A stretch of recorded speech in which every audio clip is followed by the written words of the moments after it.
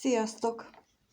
Elérkezett az idő, hogy megnézzük azt, hogy mit gondol, mit érez, mi van vele a szeretett személlyel mostanában. Lássuk is akkor mindjárt, hogy mi a helyzet vele, mi van nála, mi történik körülötte. Szóval mi a helyzet vele? Lássuk a szeretett személlyel. Mi a helyzet vele?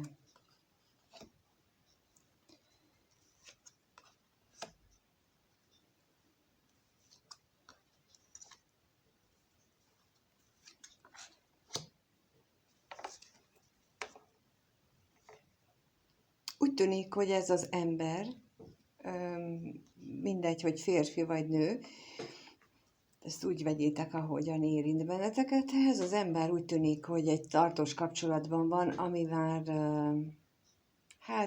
nem jelent neki örömet. A munkájával is eléggé hadilábon állhat, hogyha ez így nagyon megjelenik középponti kérdésként az életében, és valószínűleg az elkötelezettségével, tehát ez a tartós kapcsolattal kapcsolatosan vannak neki olyan gondolatai, hogy ráébredt arra, hogy mennyi hazugság is van benne, vagy pedig a saját magának hazudozás, a saját magának tett mondott hazudozásaira ébred rá mostanában.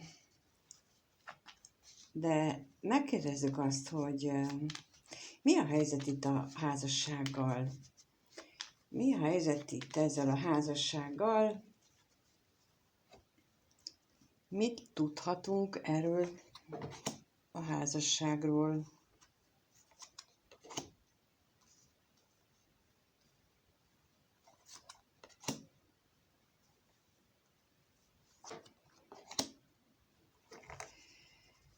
Érdekes mód, a házasság lapjára az jött ki, hogy ez egy nagyon sok örömteli pillanatot tartalmaz, illetve megvan benne a remény a helyzetben, hogy ez így be is következik. A testi vágyakkal azért az kicsit van probléma, de egyébként úgy jól működik. Alapok szerint, de megkérdezzük, hogy akkor mit jelent itt a kevés pénz? A kevés pénzre utal? Tehát tényleg az anyagiakra vonatkozik? Vagy mit jelent itt a kevés pénz?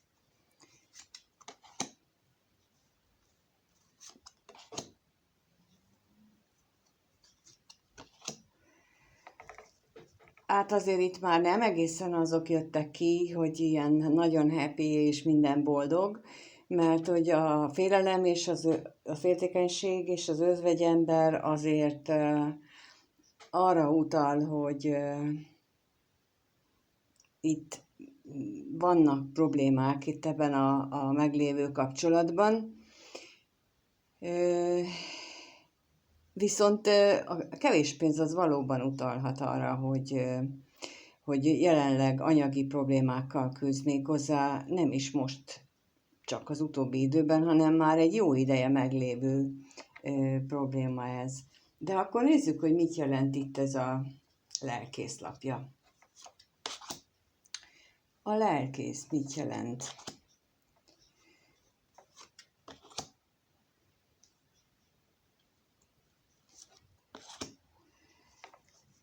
Hát amit mondtam, hogy ráeszmélt, hogy ő lélekben nagyon sokat veszített, és tulajdonképpen úgy éli meg, hogy meglopták őt, mint a szerencséjét, elvitték az ő szerencséjét.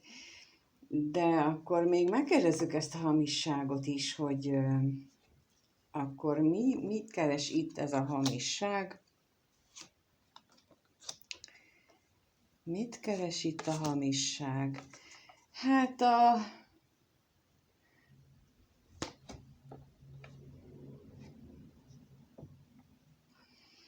A pénzzel kapcsolatosan érzi úgy, hogy őt becsapták.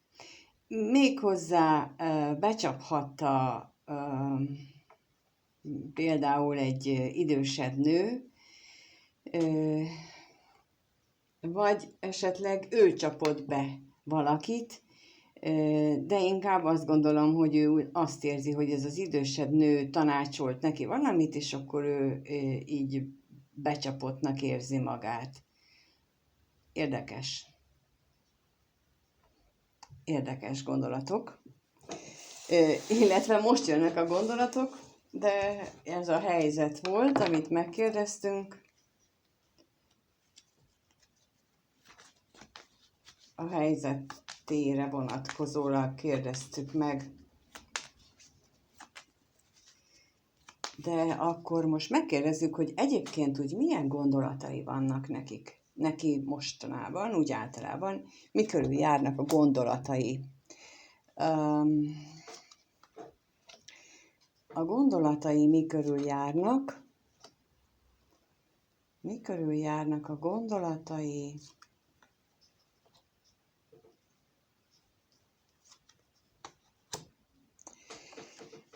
Hát elég egyértelmű, hogyha a szerelmes nővel kezdődik, hogy a gondolatai a szeretett nő körül járnak.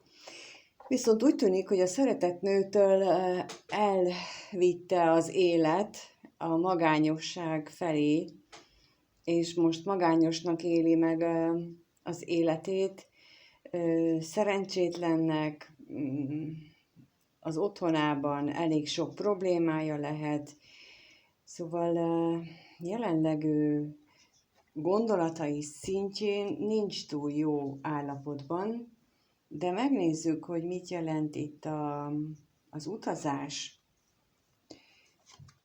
Mi volt ez az utazás, ami elvitte őt a magány irányába? Hát ez az utazás, ez az volt, hogy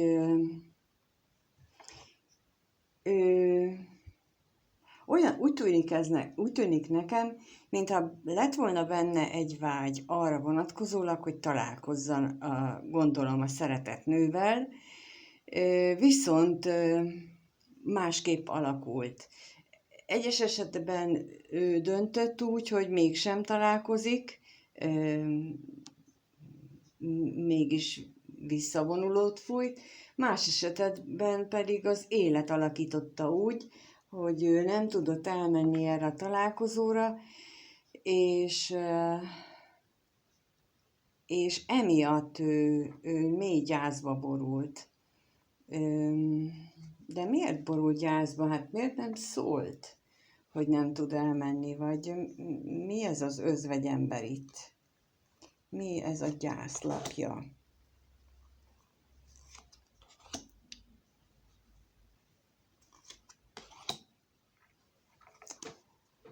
Hát kötelességének érzi a múlthoz való ragaszkodást, mert ő úgy gondolja, hogy neki az adja a szerencsét. És ez azt gondolom, hogy ez az eddigi megszokott életéhez, az eddigi élet körülményeihez való hűséges kitartása okozhatta ezt benne. Valószínűleg azt a döntést is, hogy mégsem megy el erre a találkozóra, mert ő úgy döntött, hogy ő hűséges marad amellett az élethelyzet mellett, ahol ő eddig valószínűleg hosszabb időn keresztül élt. De akkor mit jelent itt a szerencsétlenség, hogyha ő ennyire kitartó mellette, akkor szerencsétlenség mellett ennyire kitartó? Mit jelent itt a szerencsétlenség?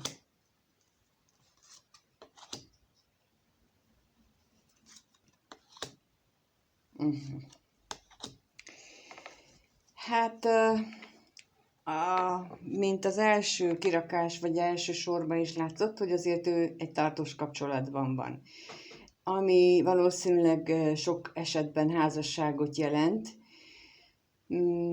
és azért éli meg ezt szerencsétlenségnek, mert eltűnt belőle az élet tulajdonképpen, és az egész egy ilyen rémálommá alakult, egy depressziós, tényleg egy szerencsétlen valamivé, és ő úgy érzi, hogy neki itt muszáj ott lennie. Valószínűleg azt gondolja, hogy ő tartja egyben ezt a házasságot, ezt a családot. Jó. Megkérdezzük akkor, hogy ő most mit érez igazából. Milyen érzések vannak most benne? Milyen érzések vannak benne most? Mert így a jelenlegi helyzetével kapcsolatosan, hát elég, nem is azt mondom, hogy furcsa, hanem érdekes ahhoz képest, hogy az első sorban mi jött ki, hogy ott minden jó és szép lesz, ő ebbe reménykedik. Nem tudom, hogy mennyi idő után. De akkor most megkérdezzük, hogy milyen érzések vannak benne. Milyen érzések vannak ő benne most, ugye általában véve? Milyen érzések vannak benne általában véve most?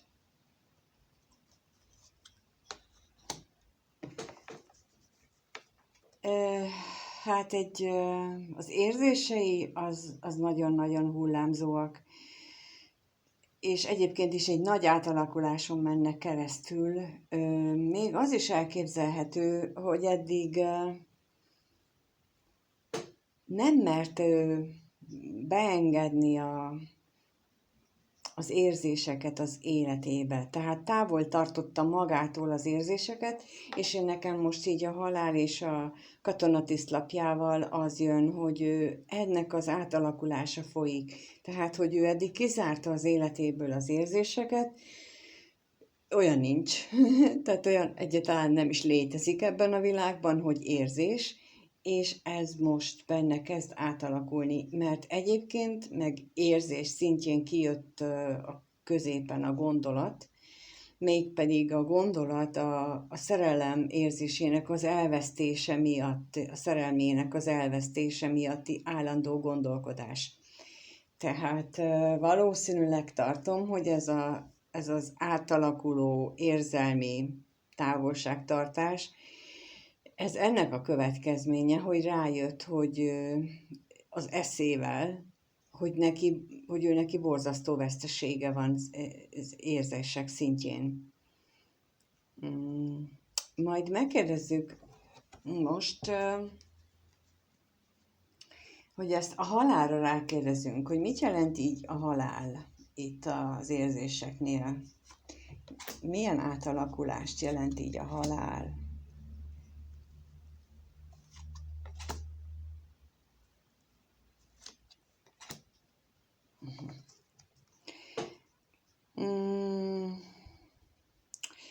Az átalakulást én úgy érzem ezekből a lapokból, hogy azzal kapcsolatos, hogy eddig csak az ő világában csak a pénz.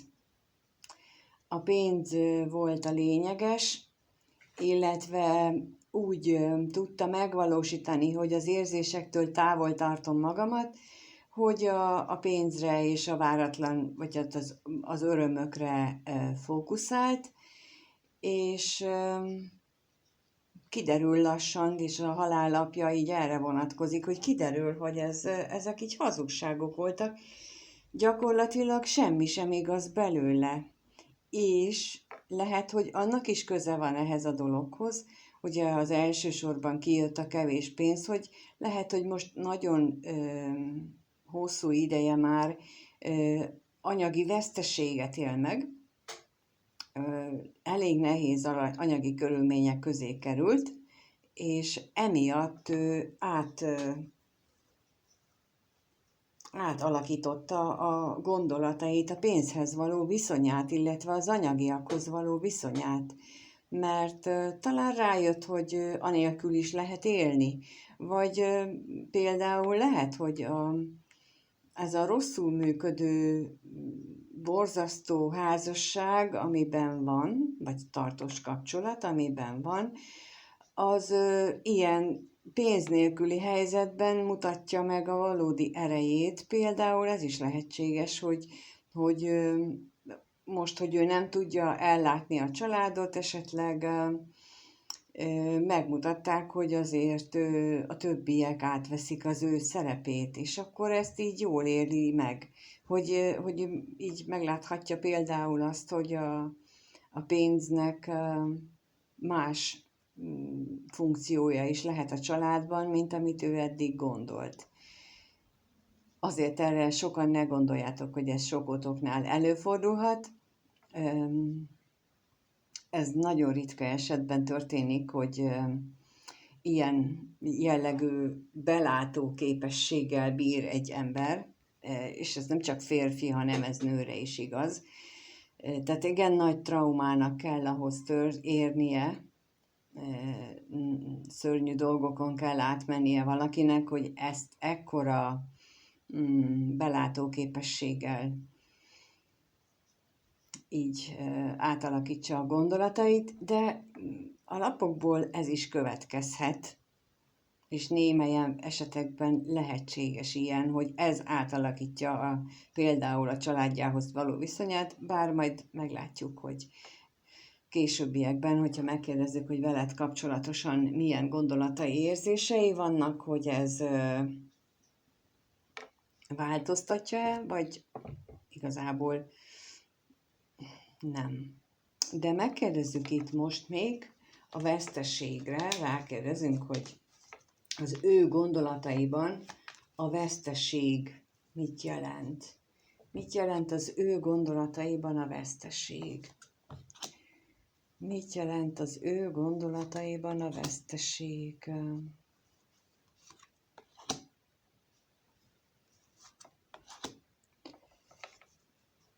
Hát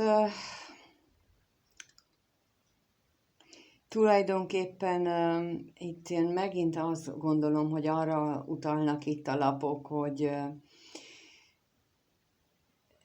nem is biztos, hogy a szomorúságot vitte el az életéből, sokkal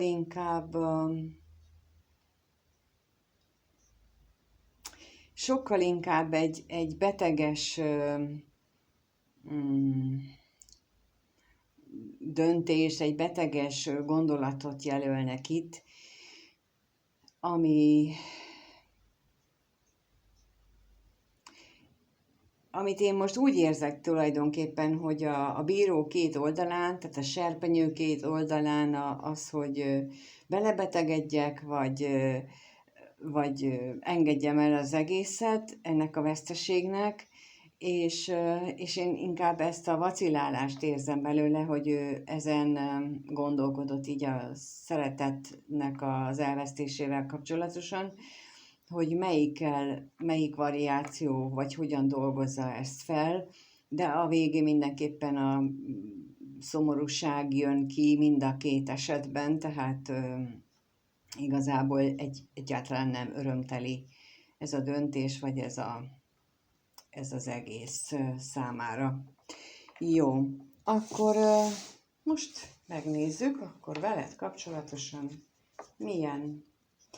milyen gondolatai vannak, ha rád gondol ő, mit gondol rólad, hogyan gondol rólad. Valószínűleg a következő héten, amikor ezt a kirakást csinálom, addigra már a csatornatagság is élni fog. A csatornatagok számára úgy tervezem, hogy a hirdetéseket azt nem fogja tartalmazni, és akkor egy nappal előtte lehet, vagy tudják megnézni hirdetések nélkül ezeket heti, illetve vagy még ritkább elemzéseket. Az ilyen 48 órást azt nem, mert az túl sok lenne. De erről majd még lesz egy külön videó, ha már látom, mert igazából most még nem tudtam eligazodni nagyon abban, hogy kell megcsinálni, viszont az utóbbi időben meg azt tapasztaltam, hogy többször föladta már a csatornatagságot, mint lehetőséget, hogy éljek vele, és amióta nem akartam élni vele, azóta kevesebb megjelenítés, drasztikusan kevesebb megjelenítése van a videóknak, mint korábban, és az úgy nem annyira fel, úgyhogy most meglátjuk, hogy ez hogyan fog működni. Jó, akkor megyünk is tovább. Megnézzük azt, hogy akkor ő, a szeretett személyed, veled kapcsolatban, akit nézed ezt a videót, neki milyen gondolatai vannak most veled kapcsolatban? Mit gondol ő, ha rád gondol? Mit gondol ő, ha rád gondol? Mit gondol ő, ha rád gondol?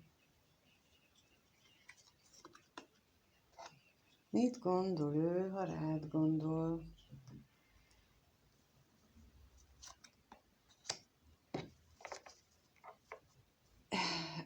Gyönyörű.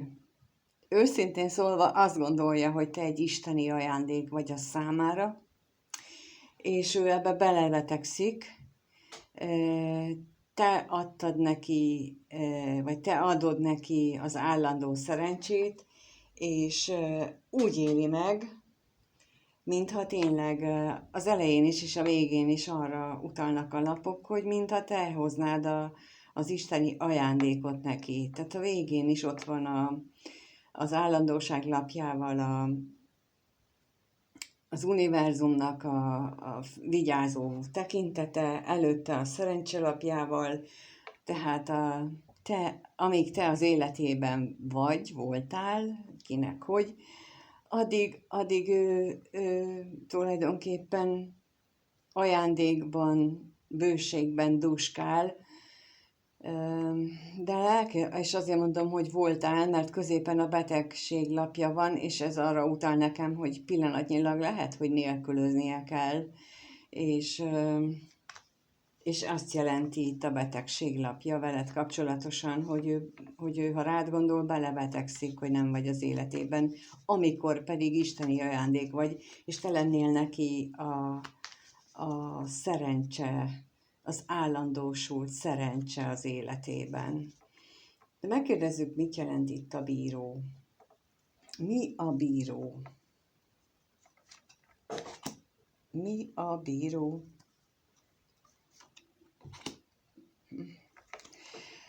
Ezek megint arra utalnak, amit mondtam, hogy ő úgy érzi, hogy amikor te váratlanul betoppantál az életében, veled együtt betoppant a szerelem az életébe, és ő neki ezt küldték.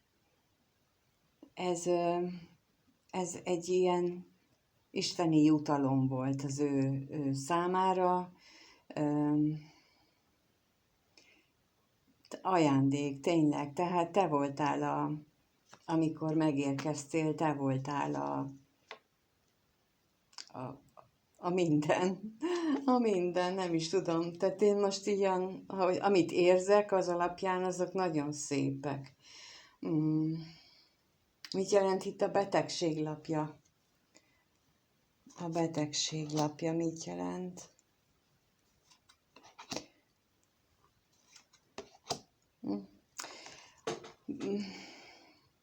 Nagyon vágyakozik, hogy beszéljen az ő szerelmével, a szeretett nőjével. Nagyon ez a vágy van benne. Az előbb az érzelmeknél, a szerelem lapjánál, ahogy éreztem azt azt a mélységes, mély szeretetet, most ezt a nagyon mély vágyat, hiányállapotot érzékelem. Nem tudom. Szóval ezekkel a kirakásokkal nekem elég érdekes új tapasztalataim vannak, de megkérdezzük, hogy mit jelent itt a szerencselapja.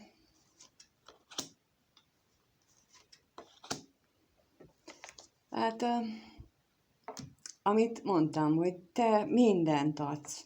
Tehát, ha te biztosítod gyakorlatilag, ha veled lenne, ő azt gondolja, hogy akkor élete végéig duskálna a pénzben és a szerencsében, mert itt is a pénz és a hűség lapja, tehát egy hosszú távú, nagy bőséget jelentenek, viszintesen is és függőlegesen is a lapok, tehát őnek ilyen gondolatai vannak veled kapcsolatban, és kijött a szerelmes nő, úgyhogy amikor az előbb csak úgy általában véve a gondolatait kérdeztük, akkor is a szerelmes nővel kezdtünk, tehát tudom mondani most már azt, hogy te vagy az ő gondolataiban, te szerepelsz úgy, mint a szeretett nő, te vagy az, aki mindent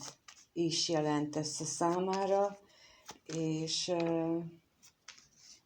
nagyon-nagyon nagy vágyai vannak, hogy beszéljetek, hogy nem tudom miről, de majd megkérdezzük, de most menet közben jött az, hogy megkérdezem az ő tudatalatti gondolatait. Ezek a bevallott gondolatai voltak, ha rád gondol, de most így, ahogy kevertem a lapokat közben, jön az a gondolat, hogy a tudatalatti gondolatait megkérdezem, hogy mit gondol, mi van benne a tudatalatt veled kapcsolatosan. A tudatalat veled kapcsolatosan mi van benne?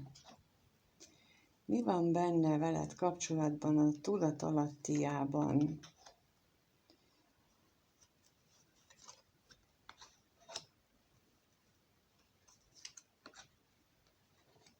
Az már nem olyan szép, mint a tudatos gondolataiban, viszont nem baj, mert ha már a tudatos szintre följöttek azok a szép gondolatok, itt azért jó ez az örvendezés és a reménylapja, mert az valamilyenképpen azt jelenti, hogy ő bízik abban, hogy ti még lesztek együtt, bár középen ott van az ellenség, aki megállandóan azt mondja, hogy ne bízzál már, úgysem lesz ebből semmi.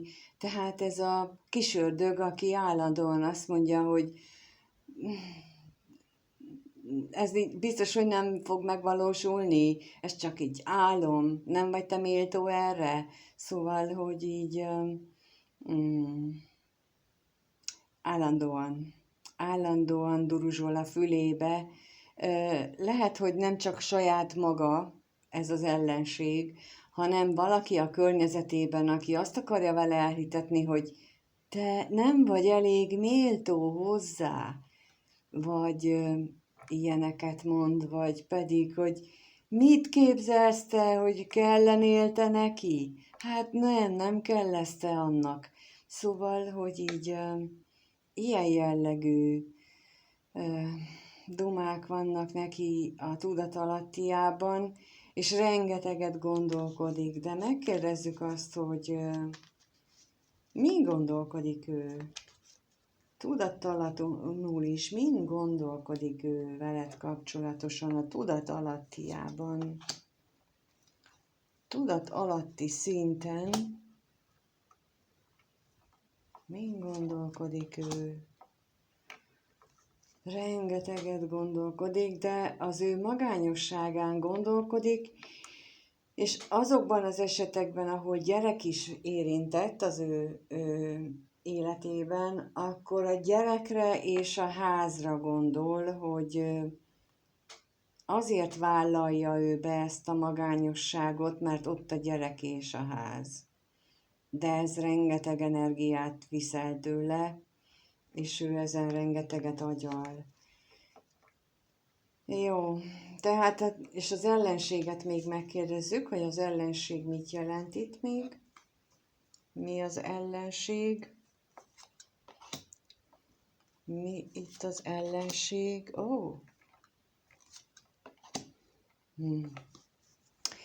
Igen, ez az, amit gondoltam, hogy nem csak ő maga mondja, hanem van ott valaki még a környezetében, ugye, mint mondtam, ő valószínűleg egy kapcsolatban él, méghozzá nem is akármilyen kapcsolatban, hanem egy törvényes kapcsolatban, és az duruzsolja neki, hogyha már mondjuk kiderült, hogy ő neki te vagy a szívében, akkor ő tőle elképzelhető, hogy ilyen szöveggel bizonytalanítja el az ő érzéseit, a gondolatait, a bátorságát elveszi, az önbecsülését. Szóval mindent, amit lehet, akkor ez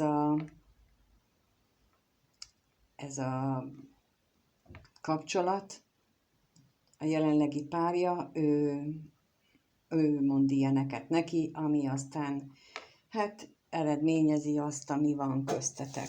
Jó. Megnézzük azért, hogy mit érez ő veled kapcsolatban. És itt kifejezetten tényleg arra, hogy veled kapcsolatosan milyen érzései vannak. Mit érez ő veled kapcsolatban most? Milyen érzései vannak veled kapcsolatban? Mit érez ő? Mit érez ő?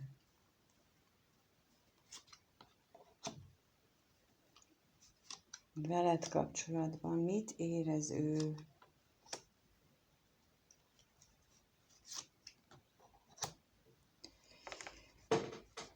Hát azt érzi, hogy kevés köztetek az öröm.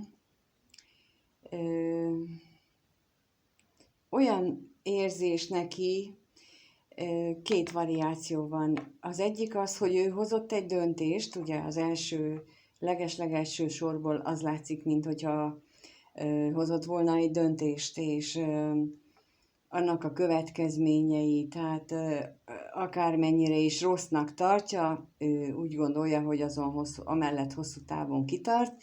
Ugye ott volt az, hogy mindegy, hogy ez egy borzalmas házasság, vagy egy borzalmas kapcsolat, ő neki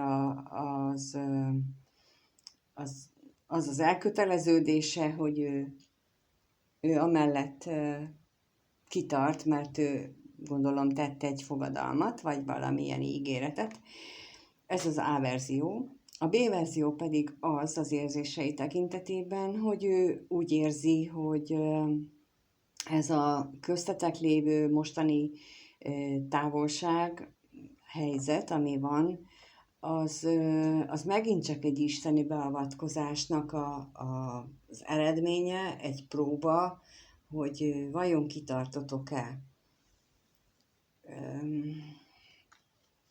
Itt mindjárt rákérdezünk, hogy mit jelent a kevés pénz, meg a hamisság, abból talán jobban megtudjuk, hogy melyiknek van nagyobb valószínűsége a két verzió közül.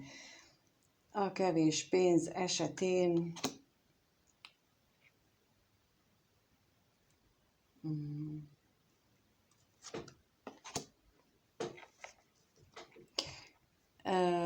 igen. Tehát ő benne nem kicsi belső csata van, amiatt, az irántad érzett szerelme miatt. Nagyon nagy csatákat él meg magában, emiatt, amit irántad érez. Ugye a szerelmes nőre kijött a szerelmesek lapja, tehát ez egyértelműen jelenti azt, hogy nagyon mély érzelmei vannak. És akkor megkérdezzük a hamisságot. A hamisság mit jelent itt?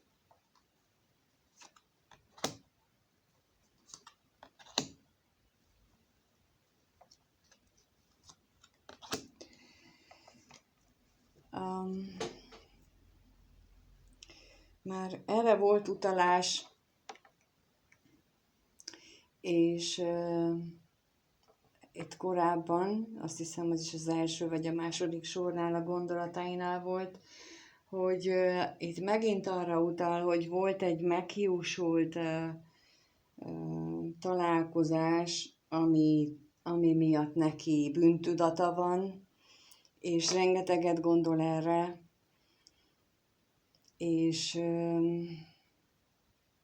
lehet, hogy az is, ugye az a találkozásnak a meghiúsulása, ott is az jött ki rá, hogy ennek a házasságnak vagy kapcsolatnak, amiben ő van, annak jelentős szerepe volt abban, hogy meghiúsult, és itt akkor most meg tudom mondani, hogy nagyobb százalékban a bíró lapjait azt jelenti, hogy úgy gondolja, hogy itt égi közbeavatkozás van. Tehát itt nem arra utalnak a lapok most, hogy ő döntött, így vagy úgy, hanem arra utalnak, hogy a jelenlegi állás az hogy meghiúsulnak a találkozásaitok, és ő ezen sokat gondolkodik, a kommunikációtokon, és sokat vívódik az érzéseivel, amiben ugye már láttuk az előbb, hogy a halállapjával kezdődött, és ami nagy átalakuláson megy keresztül, tehát én inkább úgy gondolom, hogy ez ő kezdő nála, ez valahogy kitisztulni, hogy ő neki jelenleg az a dolga, hogy ezeket megélje, megtapasztalja, és változtasson a dolgokon. Jó, megnézzük azt, hogy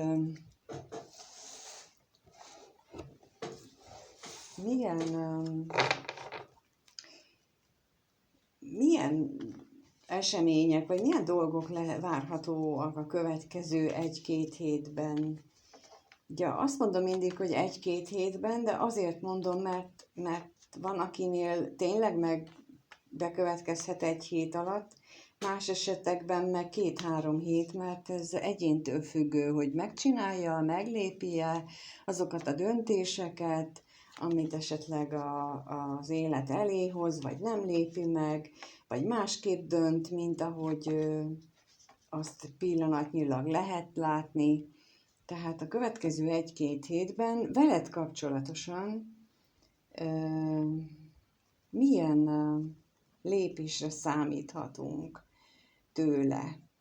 Veled kapcsolatosan milyen lépésre számíthatunk tőle a következő 1-2 hétben? A következő 1-2 hétben milyen lépésre számíthatunk tőle veled kapcsolatosan? Hát, még ha gondolkodik is egy újrakezdésen, annak nem sok esélye van. Annak esetleg van esélye, hogy kommunikáció lesz köztetek, ha csak ez az ő párja az meg nem akadályozza, mint ahogy eddig rendre mindent megakadályozott.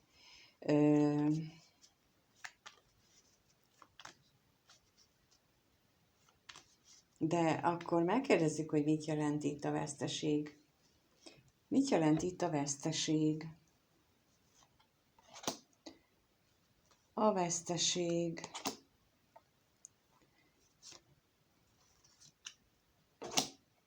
Igen, erre gondoltam, amikor mondtam, hogy megakadályozza, mert ugye a veszteség lapjára a szerelem, a remény, tehát ő nagyon reménykedik abban, hogy újraindulhat ez a szerelem, de ott van az ellenség, ugye, akire már korábban rákérdeztünk, és arra kijött a házasság is, tehát, hogy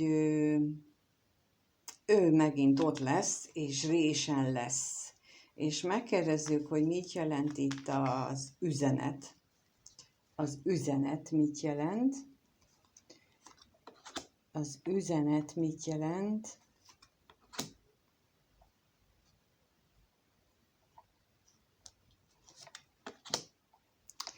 Hát